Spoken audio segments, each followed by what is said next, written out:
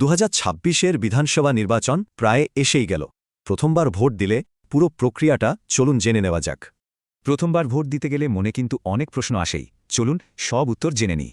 একদম ধাপে ধাপে পুরো বিষয়টা বুঝে নেওয়া যাক, যাতে ভোট দিতে কোনো রকম অসুবিধাই না হয়।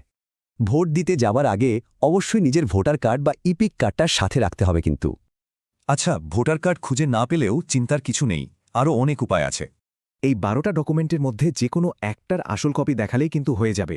তবে সবচেয়ে জরুরি হল ভোটার লিস্টে নাম থাকাটা। ওটা কিন্তু মাস্ট। ভোট দেওয়ার ঠিক আগে পোলিং অফিসারদের কাছে 3টে ছোট ছোট ধাপ পেরোতে হবে। বাস, এবার আসল কাজ। এই গোপন ঘরেই নিজের ভোটটা দিতে হবে। ভোট দেওয়া আর যাচাই করার পদ্ধতিটা কিন্তু খুব সোজা, মাত্র 3টে স্টেপ। চলুন দেখি। আর এখানেই আসে ভিভিপ্যাটের কাজ। এটা প্রমাণ করে যে ভোটটা ঠিকঠাক জায়গায় পড়েছে।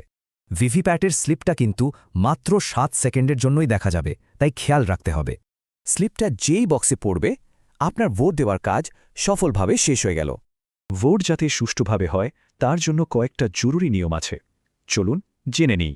ভোটের গোপনীয়তা বজায় রাখতে এই সহজ নিয়মগুলো মেনে চলাটা কিন্তু খুবই দরকারি।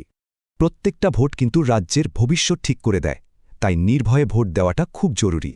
2026 বিধানসভা নির্বাচনের এই জরুরি তারিখগুলো কিন্তু মনে রাখতে হবে। পুরো ব্যাপারটা তো জানা হয়ে গেল। এবার অন্যদের সাথে, বিশেষ করে নতুন ভোটারদের সাথে এটা শেয়ার করুন।